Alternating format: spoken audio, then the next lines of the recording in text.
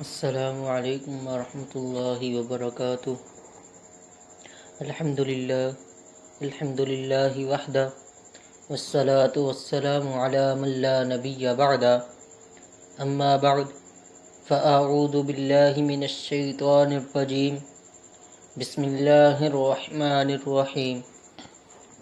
رب اشرح لی صدری ویسر لی امری واحلل عقدۃ من لسانی یفقہوا قولی رب زدنی علما۔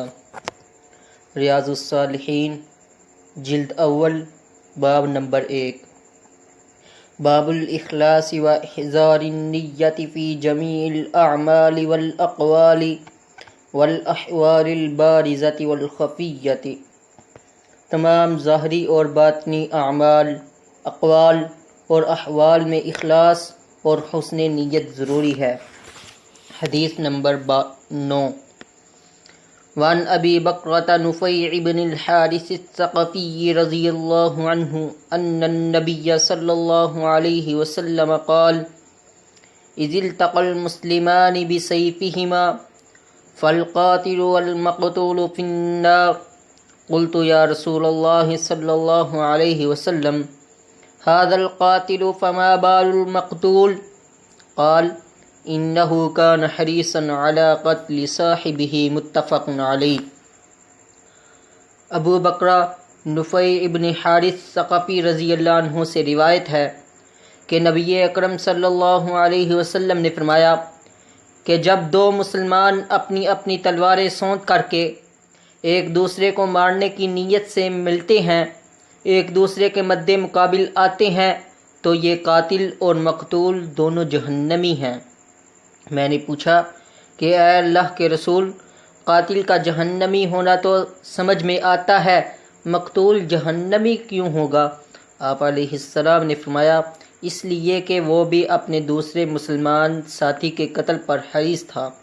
بخاری و مسلم نے اس روایت کو روایت کیا ہے۔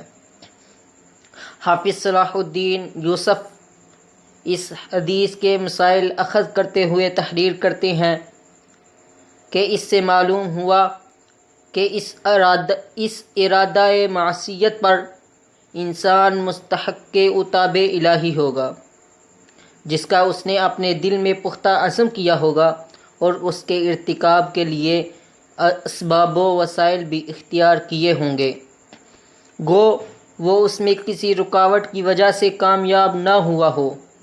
دوسرا مسئلہ یہ اخذ کیا کہ عزم وسوسے سے مختلف ہے۔ وسوسہ معاف ہے، جبکہ عزم یعنی پختہ ارادہ قابل مؤاخذہ ہے۔ تاہم حدیث میں جو وعید مذکور ہے اس کا مصداق باہم لڑنے والے مسلمان اس وقت ہوں گے جب وہ دنیاوی حمیت و عصبیت کی بنا پر لڑ رہے ہوں، کوئی شرعی معاملہ ان کے باہمی قتال کی بنیاد نہ ہو، کیونکہ اس صورت میں ممکن ہے کہ دونوں ہی کا منبع اپنا اپنا اجتہاد ہو، جس میں وہ عند اللہ معذور سمجھے جائیں۔ راوی حدیث حضرت ابو بکر نفیع ابن حارث رضی اللہ عنہ، ان کے نام کے بارے میں تو اختلاف ہے، بعض نفیع ابن حارث اور بعض نفیع ابن مسروح کہتے ہیں، لیکن امام احمد بن حنبل رحمہ اللہ نے ان کا نام نفیع ابن حارث ابن کلدہ ہی ذکر کیا ہے۔ ان کی والدہ کا نام سمیہ تھا۔ یہ طائف کے قلعے سے کچھ نوجوانوں کے ہمراہ چرخی کے ذریعے سے باہر آئے تھے اور اسلام قبول کر لیا تھا۔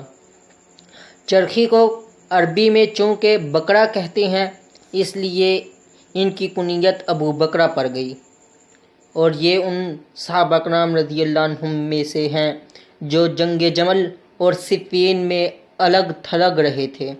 فضلاء صحابہ میں ان کا شمار ہوتا ہے۔ کثیر الاولاد تھے۔ 51 یا 52 ہجری کو بصرہ میں وفات پائی۔ کتب احادیث میں ان کی روایات کی تعداد 132 ہے۔ وما توفیقی الا باللہ۔